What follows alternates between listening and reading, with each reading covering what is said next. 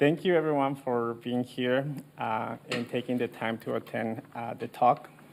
My name is Dr. Jose Fernandez. I'm an associate professor in the Latinx Studies at the American Studies Department at the University of Iowa. Before we start, I want to thank the University Libraries, the Department of American Studies, and the Iowa City Public Library for sponsoring this event. I also would like to thank Dr. Renee Rocha, Chair of American Studies Department, and especially Dr. Janet Weaver, the curator of the Iowa Women's Archive at the university, for their support and their work behind the scenes while making this event possible. Please note that this presentation will be recorded. Also, after the presentation, we will have at least 15 to 20 minutes for questions from the audience. Now, it is my pleasure and honor to introduce our guest speaker. Dr. Cynthia E. Orozco is the National League of United Latin American Citizens, or LULAC historian, and a professor emeritus of History and Humanities at Eastern New Mexico University in Ruidoso. She earned her BA at the University of Texas in Austin and her PhD at UCLA. She's the author of No Mexican Women or Dogs Allowed, The Rise of the Mexican-American Civil Rights Movement, A History of the Origins of LULAC, and the best-selling University of Texas Press academic book between 2010 and 2020. Some of her other books include Agent of Change, Adela's Los Bento, Mexican-American Civil Rights Activist and Texas Feminist, A History of a LULAC Ally, and winner of the Liz Carpenter Award for research in the history of women from the Texas State Historical Association. She's also the author of Pioneer of Mexican-American Civil Rights, Alonso S. Perales, a biography of the principal founder of LULAC. Dr. Orozco has written over 100 op-eds and letters to the editor and almost 100 encyclopedia articles. She has received 2 Ford Foundation fellowships, and in 2023, she was named a National Association for Chicana and Chicano Studies Scholar. The title of her presentation is Iowa in the History of National LULAC. Please join me in welcoming Dr. Cynthia Orozco.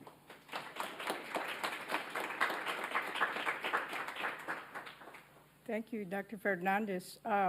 It's very much a pleasure to be here with you tonight. It's my very first visit to Iowa, and I love it already. I love the peaceful and quiet nature. Even in this city compared to other cities, I love Iowa City already. And I should really say the main reason that I'm here is to visit the Iowa Women's Archives here at your university here, the University of Iowa. And what I encountered or discovered maybe a few years ago was that Iowa has, I believe, the second best LULAC history collection in the country.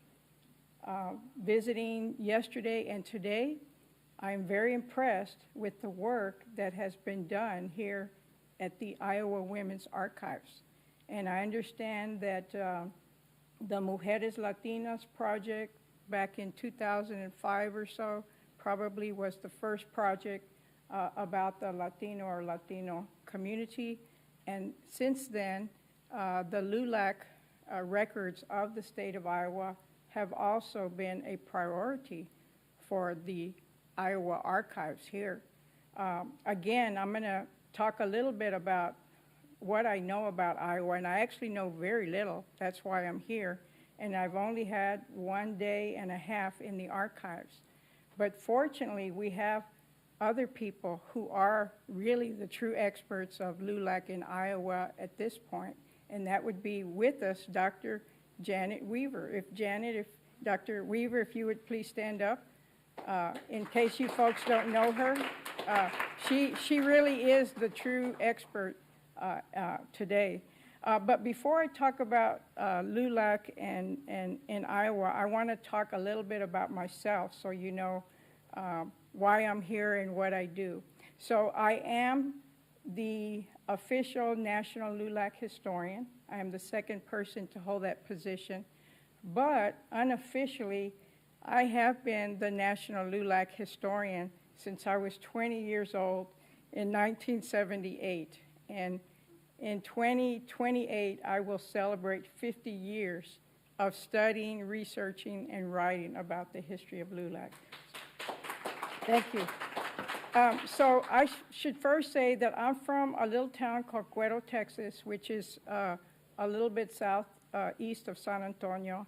And I am the daughter of a woman, Aurora Orozco, who was a member of LULAC in the 1970s. Here you see a picture of my mother. She's the secretary. She's the third from the left in the back. And this is what we call a mixed gender council, men and women. Because as some of you may know, in 1929, when LULAC was formed in Corpus Christi, Texas, there were only men that were permitted or allowed. And over time, we see first, very briefly, a period of ladies' auxiliaries, and then after 1933, we see ladies' LULAC, which are separate councils for women. By the 1950s and definitely into the 70s, we see mixed gender councils, and this would have been one of them. I was fortunate to be born right at the right time when Pell Grants were available, student financial aid. We had the women's movement. We had the Chicano movement.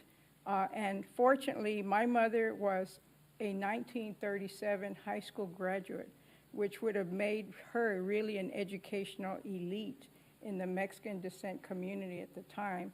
So my mother valued education, and again, all things came together so that eventually I was at the University of Texas at Austin.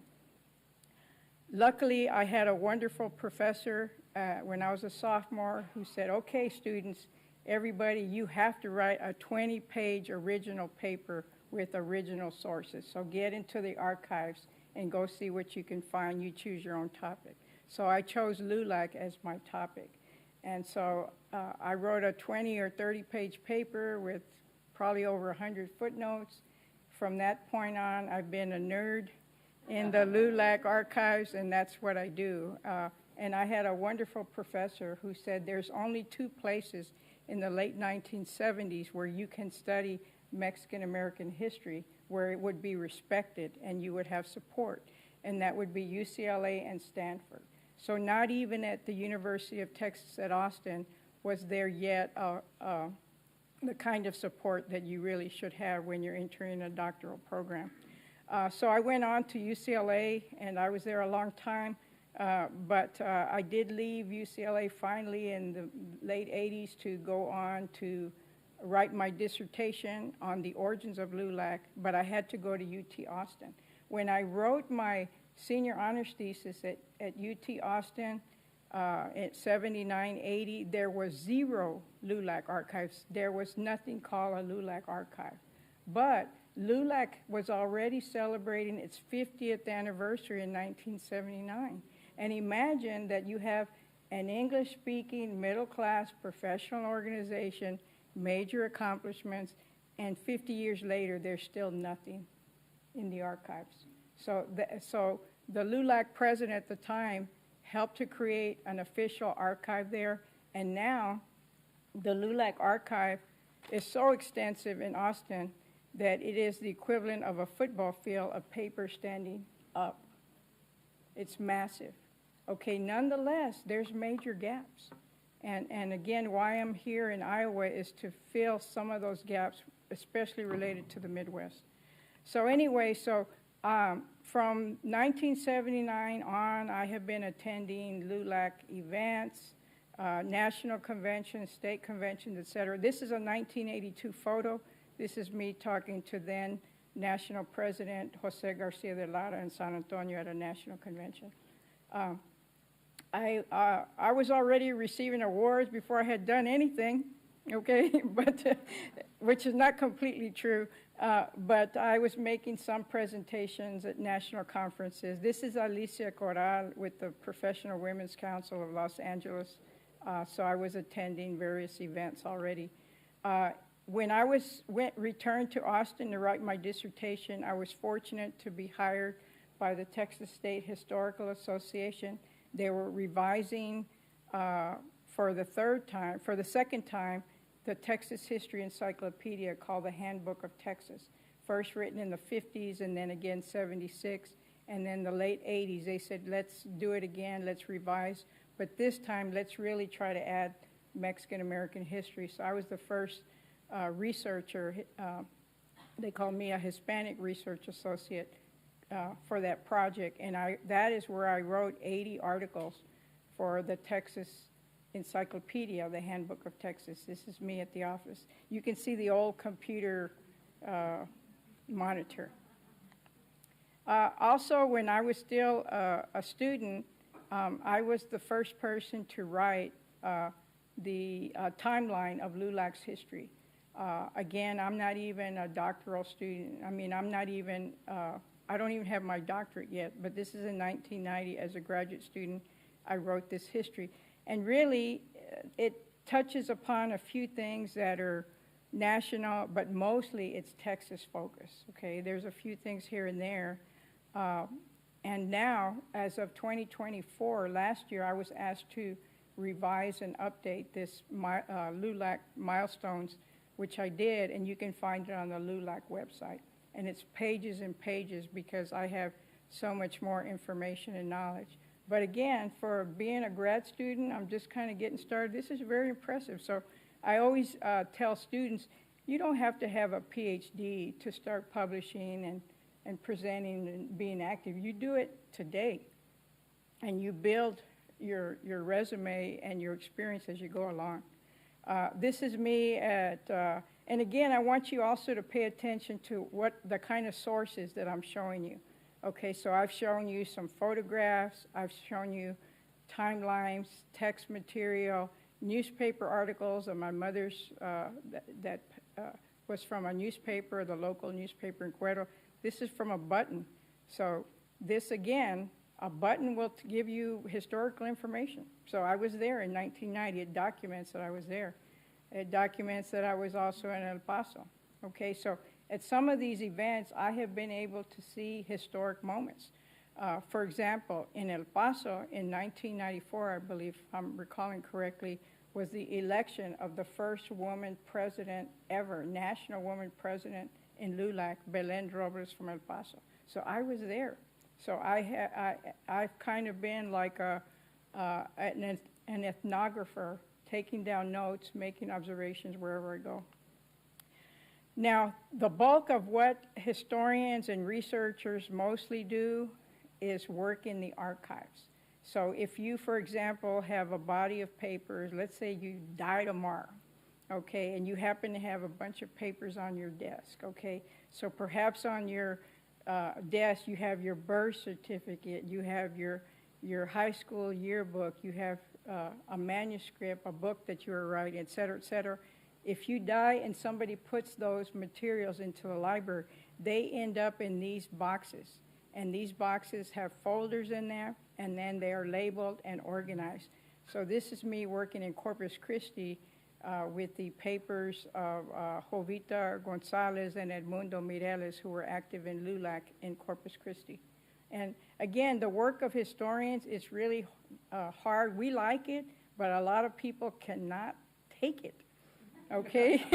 I'm being honest. Can you sit there all day, let's say for 7 or 8 hours, and go through paper after paper? Most people can't take that. But we historians and archivists, nerdy folks that you are, especially that group over there, we love to do that. And we love to identify what's in them. And then you have to figure out, what can I use from this piece of paper? How can I put that into a story? And so over time, I did finish the dissertation way back in 1992. I worked on making it a book for a long, long time, and finally the book came out, No Mexicans, Women, or Dogs Allowed, The Rise of the Mexican-American Civil Rights Movement. And I am very proud to say that the phrase that we now use, Mexican-American Civil Rights Movement, was not used before my research. And now most of us know, in more recent times, we're familiar with what we call the Chicano movement, which you can date from the early or mid-60s up into the late 70s. The Chicano movement is more recent. But even before that, we did have an effort, a movement for Mexican descent, Mexican-American civil rights. And I consider that a movement. And so that's what the beginning of LULAC, and actually even its predecessor in the early 1920s, is initiating that movement. And that movement, and there's all kinds of various organizations before, after, and during, but that movement arrives here in Iowa in the 50s. Okay, so again, I was fortunate also to write a book, Adela's Lost Vento. Adela's Lost Vento is actually a name that LULACers should know. She wrote the first small biography of the founder of LULAC, Alonso Esperales. I was fortunate when I was a sophomore, I met Adela's Lost Vento. She had papers. She says, come use my papers. They weren't in an archive. They weren't in the library. Come use them. She had a trunk full of materials. And so that's what I used, a lot of that for my senior honors thesis. And then later I went back. She had already died, but I said, you know what? She was an important writer. She used to write newspaper articles. She was active from South Texas, San Juan, and Edinburgh from 1927 all the way to 1990. She wrote numerous newspaper articles, op-eds, English and Spanish, especially in the Valley. She was deceased, but this was an important person. Actually, in U.S. history, she is a very important person. And then my most recent book was about the founder of LULAC, Alonso Perales. He died in 1960, but his papers did not get to the university archives till 2009. You see, about 60 years have gone by. And you know what? He was an attorney. He was a U.S. diplomat. He was the principal founder of LULAC. He had written several books. Hello, libraries, archives. Should we take some interest in this man? So you see the lack of attention to Latino archives. And even if he was middle class, English speaking, articulate, published, et cetera, he still was not considered important enough. And then the family also didn't want to let go of the material. So there's other factors involved.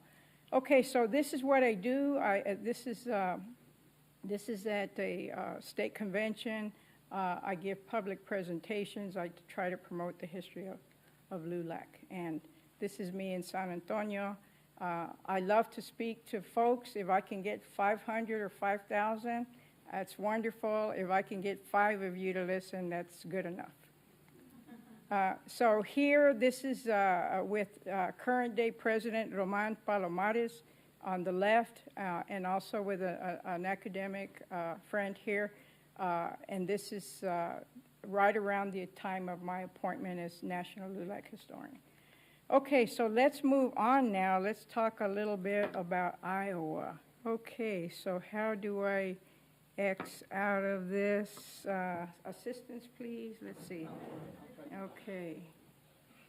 Oh, here we go. Here we go. I found it. Okay. All right. So now let's talk a little bit about Iowa. Okay. I Googled images of Iowa, and this is what came up. Okay.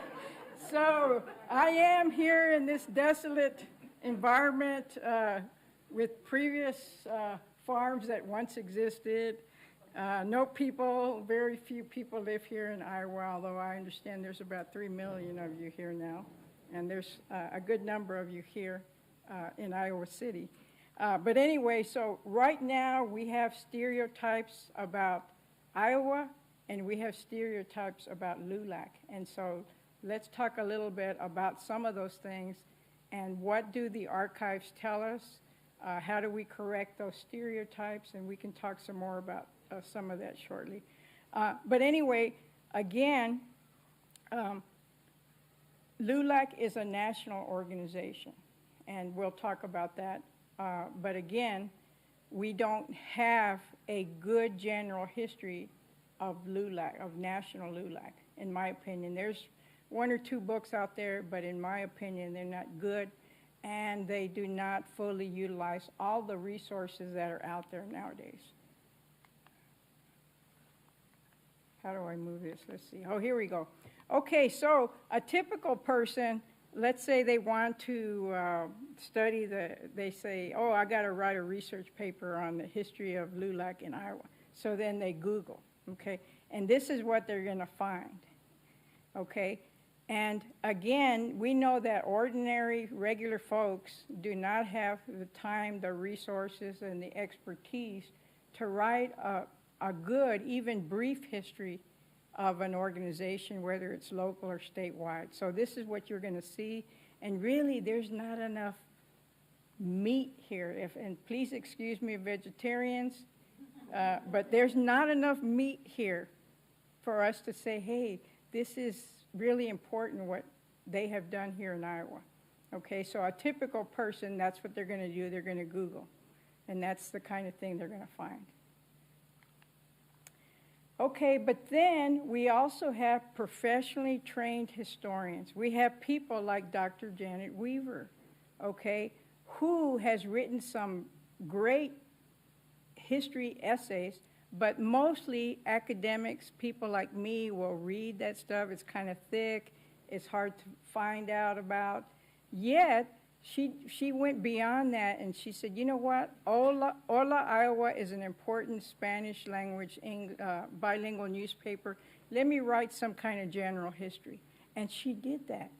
Okay, so we have this, and this is on the internet. So this is an excellent history, brief history of LULAC in Iowa.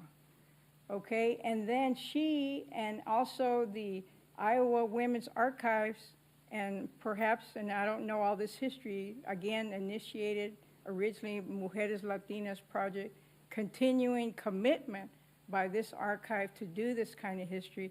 They create this beautiful exhibit and accompanied by a booklet about migration of peoples and Latinos, Latinx peoples into Iowa and what their experience has been here, particularly the Mexican descent community.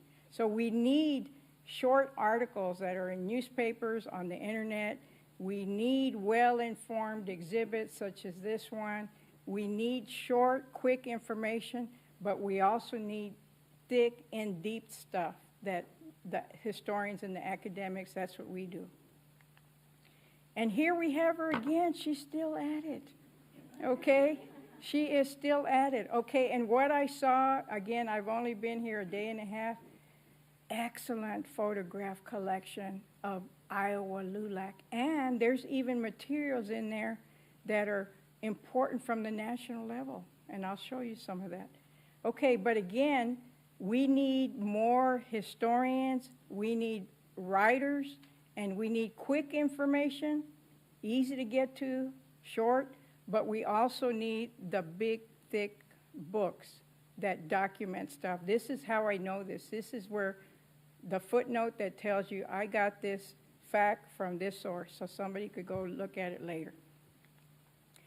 Okay, so the little that we do know, and again, most of what I know right now is based on the work of Dr. Janet Weaver, is that the first person, to my knowledge at this point, that begins to think about the Midwest is Alfred Hernandez from Houston, who's an attorney.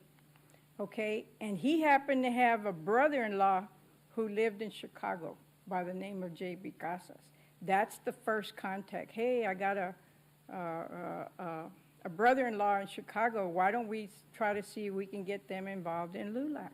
Okay, because by the, let's say the year's 1955, LULAC has been founded in Texas, 1929, is in New Mexico by around 1935, is in Colorado by around 1939, Arizona, I can't remember exactly, but it's in the fold.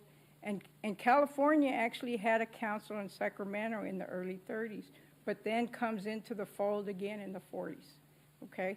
But they're Southwestern. And so now LULAC is thinking, well, what about the Midwest? What about other places? Okay, so luckily, LULAC at that time has a president who actually becomes a millionaire that starts as a dishwasher and is from Mexico. Okay, and I think, as far as I know, when he's head of LULAC, he's still a Mexican national, even though the LULAC Constitution from the very beginning said this is only for citizens of the U.S. But rules can be bent a little bit. You know, somebody that's going to make important contributions, go ahead and let them in. So this is Tejerina. So he has money of his own to kind of help with some of the expansion. Okay, LULAC is always working on a shoestring. Okay, always working on a shoestring. Okay, the information we have is that it's Jesse Mosqueda from Des Moines is the first state director. They used to call them regional governors. And so he's starting to make connections. Hey, there's this organization out there called LULAC. And the other thing is that as early as 1931, LULAC established a newsletter, and this was a brilliant thing that they did. So almost monthly from 1931 on to the present, and it's shaky some years, but they had a newsletter that they could say, hey, this is what LULAC is, this is who LULAC is, see what we're doing. So it was a tool of communication and a way to recruit folks. So they had information about it. And again, remember that they're really, you know, radio is starting to be more important in 30s, 40s, et cetera. TV is not going to be big until, what, the 50s or so? But Latinos, we don't have access to that stuff. And we have, in some places, we might have a half-an-hour radio program in Spanish or bilingual, but we don't have a lot of that. So even communication is difficult. Okay, so this is the LULAC news in 1957. If you look closely, you can see that, yes, definitely the Southwest is there, and then very proudly they are showing, you know what, we've got folks in Indiana, Illinois, Iowa, Wisconsin. Okay, so they're already feeling that, hey, we're not just a Southwestern operation. Okay, so this map does not properly reflect, this is the one that the one I most recently found, it does not properly reflect where LULAC has been. Okay, but let me tell you that LULAC as of today has been in 47 different states. And it's been in Puerto Rico, it's still in Puerto Rico, it's been in Mexico, Japan, West Germany, and a few places in Africa. Okay, anybody can join LULAC, all right? Okay, but think about it, LULAC has not been in North Dakota, to my knowledge, North Dakota, South Dakota, Montana. Those are the ones where it's too cold to be in LULAC, okay? I'm joking here.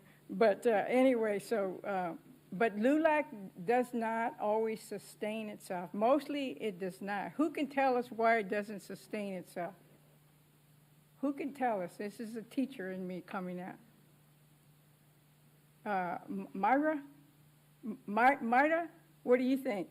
Well, I know that a lot of councils fell apart kind of after COVID just because no one was able to meet up in person. Okay, but let's go way before. COVID is very recent. Okay, let's say the year is 1950. Okay, why would a LULAC chapter disband? Okay, let's think about everybody in organizations comes and goes from most organizations. Okay, beyond that, if you're in LULAC in 1950, is there extreme racism in the 1950s? Yes. Do you get tired of fighting racism, classism, later sexism, et cetera, et cetera? Yes, there's burnout and there's lack of resources, monies, et cetera, et cetera. But that's exactly why Iowa is amazing, because Iowa has sustained itself. Again, councils come and go, even in Iowa, but Iowa has had a persistent presence since the 50s. Okay, So we were talking about how important archives are. So luckily, when I was using the LULAC archive in Austin, there is something called the Robert and Ann or Ana Vasquez papers from Indiana. Okay, and to my knowledge, it's one of the few Midwestern collections that is at this official repository. Okay, so this is Ann Vasquez.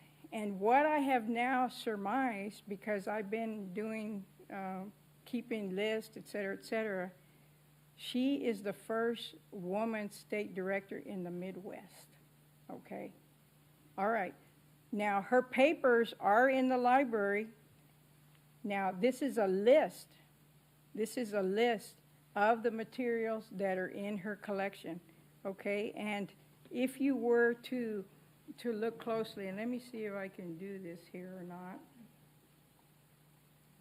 Okay, you're going to see, let's see, where do we see Iowa? Okay, here we see Iowa, 15th Annual LULAC Convention Program.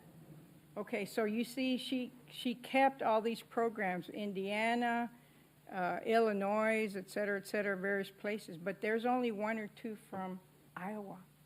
So if I was in Austin and I said, hey, I've got to do a history of LULAC in the Midwest, well, I'm going to slide Iowa because there's only one or two documents.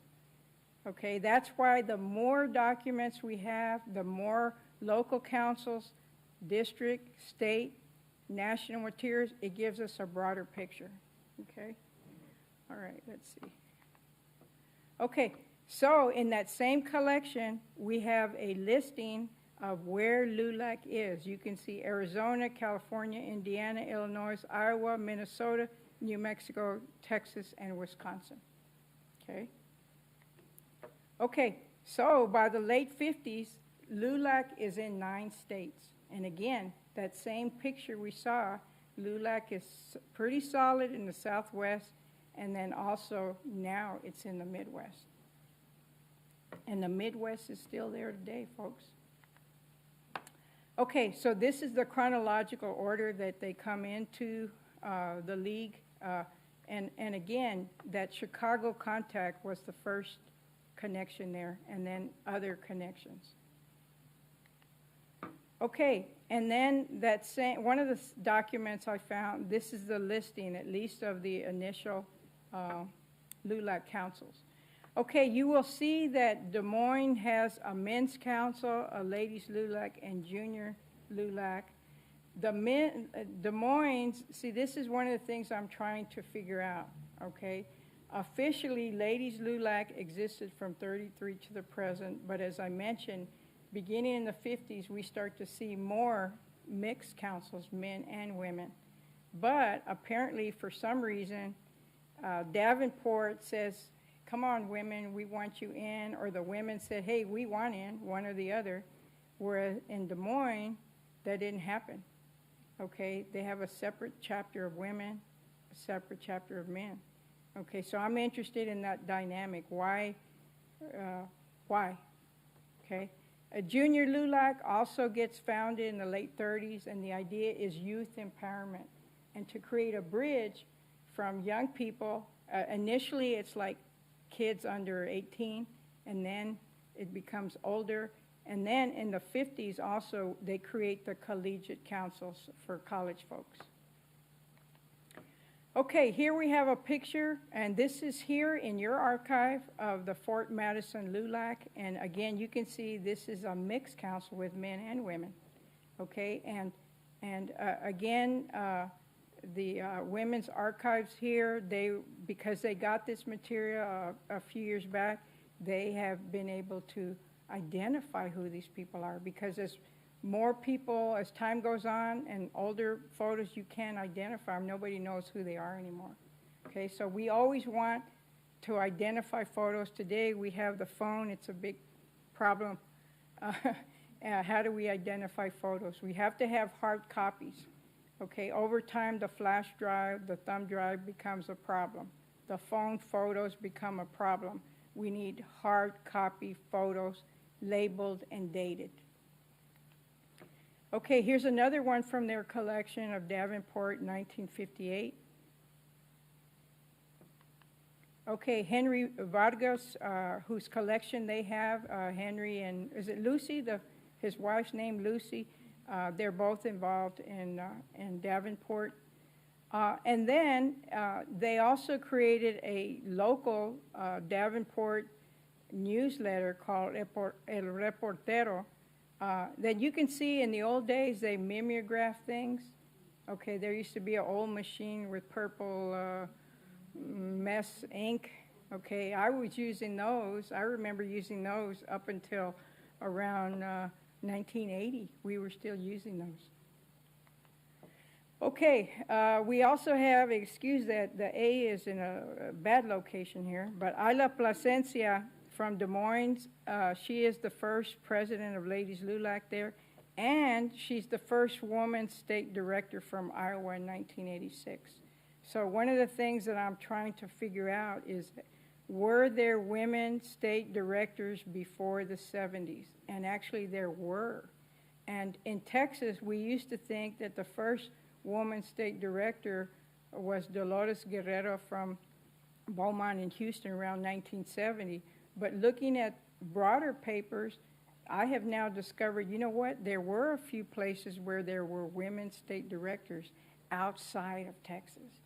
In other words, the most machismo is in Texas, okay? It's true, it's true. Okay, also from the Midwest and from Iowa, Susana Pavon is also the first woman to hold the position of district director. A district is like the locals, and then in the immediate region, there's various LULAC chapters. You call that a district. She's the first one in the whole country because most of the district directors are men, okay? She's also, beginning in the late 30s, LULAC creates a national position for women, and they call it Second Vice President General. So every year from the late 30s all the way to 1970, this is a position for women. And here we have somebody from Iowa that's holding that position, which is very high at the national level in 1958. Okay, so here we have a photo also from this archive, and I believe that this is the 1959 National LULAC Convention, which was in Chicago. Okay, and here we have Alfred Hernandez, Francis Ramirez, who is the president, Susana Pavon, and Oscar Larel, who I believe is either a previous national president at the time. Okay, and then in one of the LULAC news, we find an essay written by Susana Pavon because it is the, 25th anniversary of LULAC in 1954. And she says, the distinctive thing about LULAC women, those I have known during the short time that we of the Midwest have been in LULAC, is that they are always interested in people. This liking for and concern about people has had a tremendous part in producing the unique philosophy that we have in LULAC. Okay, another major Midwest organizer was a fellow named Val Hernandez. I'm not quite sure at this point where he's from, but he died, probably maybe around 1960 or so. But he was very much respected in LULAC circles, somebody who was organizing throughout the Midwest. Again, this is one of the photos that we have.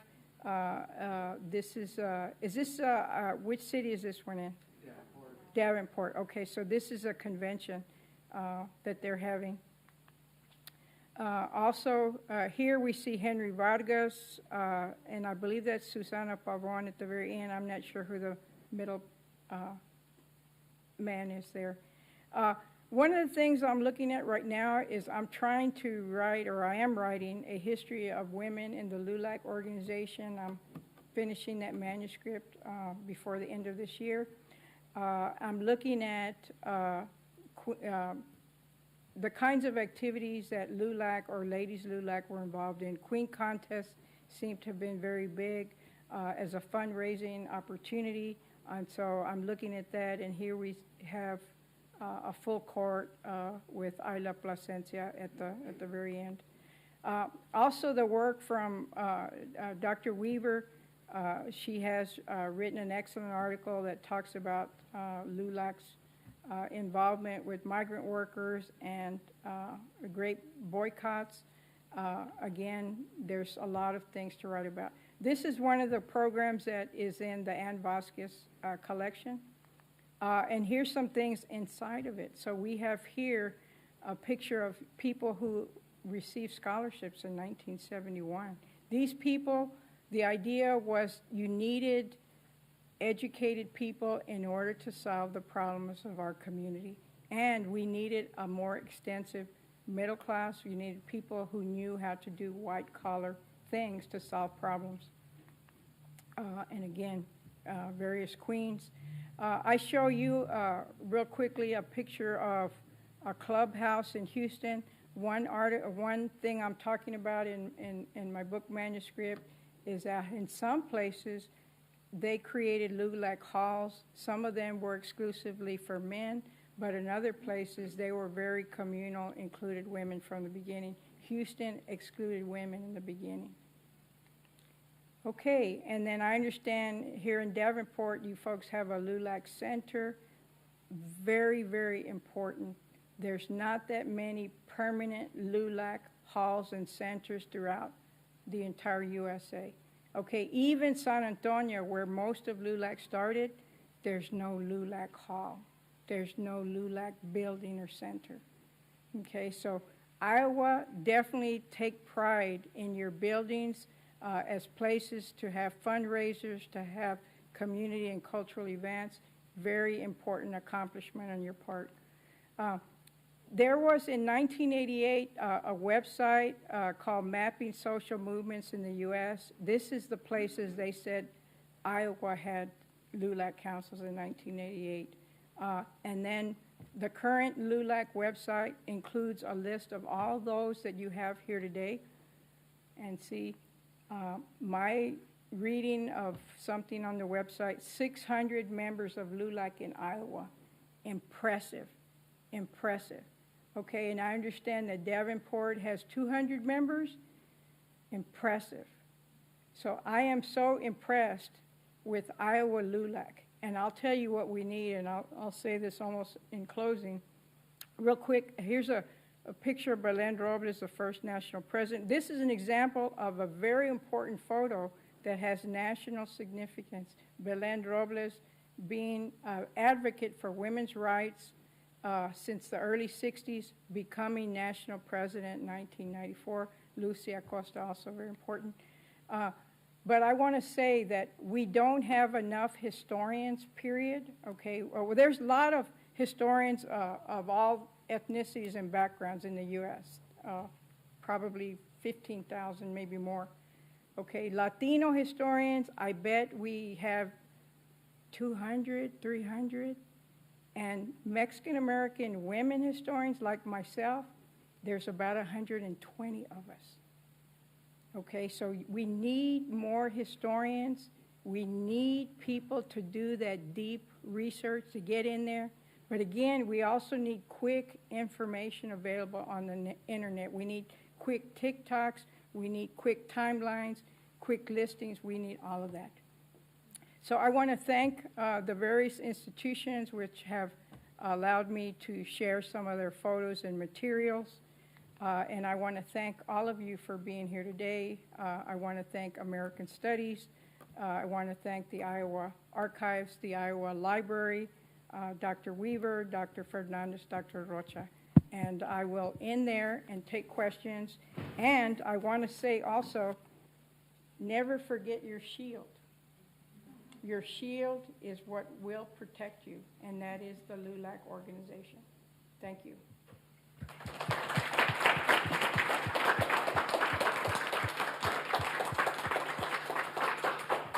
Thank you, Dr. Orozco. So we're going to open it up for questions.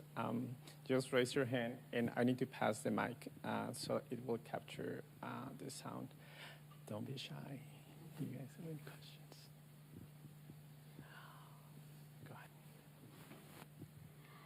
So thank you so much for your presentation. Earlier you mentioned the rule of the policy that you had to be a citizen to be a member of LULAC.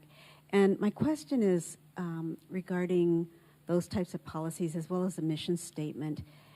Have they been updated throughout the years? Yes, yes. If you look at the No Mexicans book that I wrote, it includes the original 1929 aims and objectives. Those were first revised in 1940, and they have been revised several times again. But if you look at the 1929 document, you really get a sense for what LULAC was supposed to be and meant to be. But regardless of the changing language, we're still talking about political empowerment, more Latino elected officials, electing people who will pay attention to Latinx interests, economic empowerment, whether it's home ownership, better employment, equal wages, et cetera, representation in the media, cultural representation. It's still the same issues almost 100 years later. And obviously we've had so much progress, and LULAC is responsible for so much of that progress. Let me address the question of citizenship. Sometimes people think, okay, well, why did LULAC discriminate against Mexican immigrants when it was founded? And really, we have to think about the times in the 1920s. The Border Patrol had just gotten created in 1924. And what LULAC was saying is that we need to assert our U.S. citizenship as part of the rationale for our rights. Because you could have said, well, we have human rights. Well, the people in power who were tinged with racism could care less. Okay, so that's the idea. Use citizenship as a way to argue for our rights here in the United States.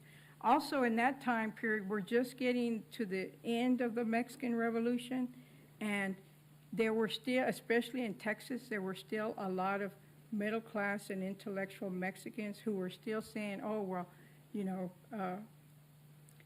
what about, they didn't know what they were going to do. Some of them were going to go back to Mexico, or some whatever.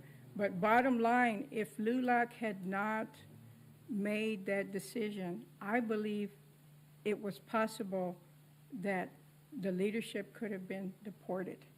And then especially in the 1930s, we had a major deportation and repatriation drives in the 30s.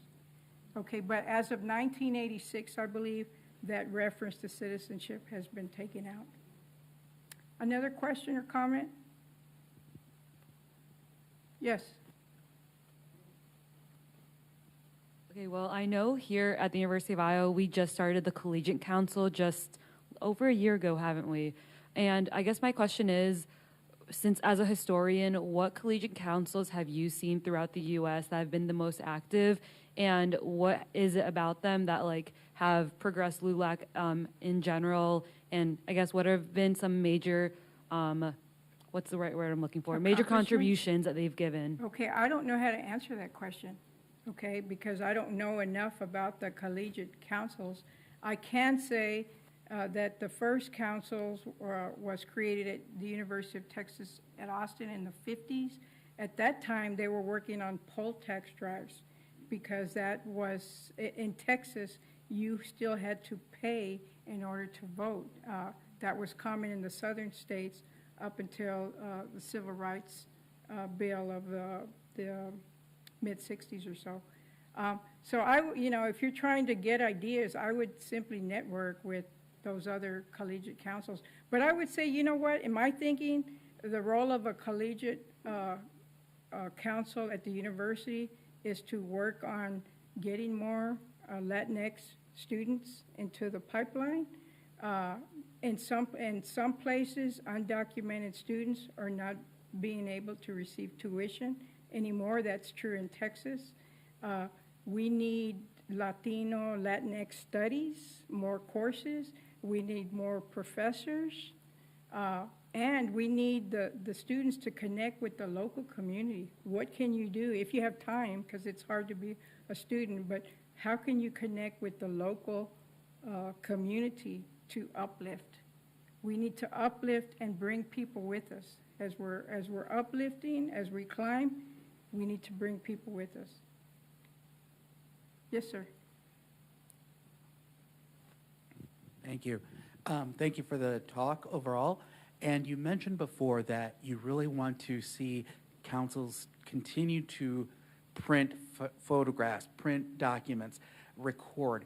What are good practices for councils in Iowa to start collecting their documents, collecting their photographs, and how do we connect those dots to connect back to national and back to Iowa? Okay, that's a very good question.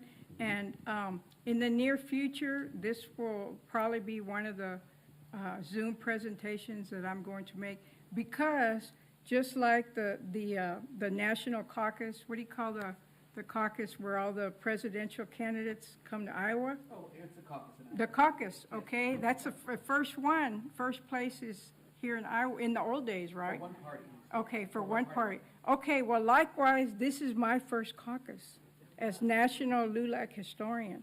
This is my first public presentation.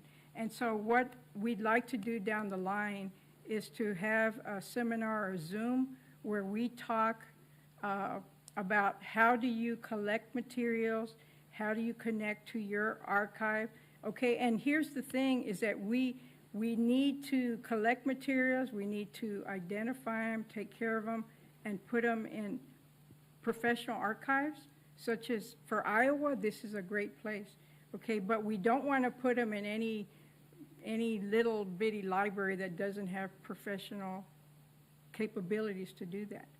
Okay, but in some places they have history harvest projects, which means, like, you could say on Saturday, if you have photographs, bring them. A university usually will work with you. Bring them on Saturday, we'll scan them, and then we'll put them in the archives. Okay, so there is the ability that, you know, it's not just one entity, that you can have multiple photographs now. But again, down the line, we're going to work on that. You know, how do we begin to prepare for the 100th anniversary of LULAC? Okay, and Iowa, again, you already have a major foundation with your archive here. Okay, and again, from what I know thus far, you probably have the second best collection here. Okay, but you need historians, you need researchers, you need people who know how to do research, who can look through materials, make timelines, short materials, et cetera, et cetera. We need the thick academic, and we need the short and quick for the public. Okay, another question or comment?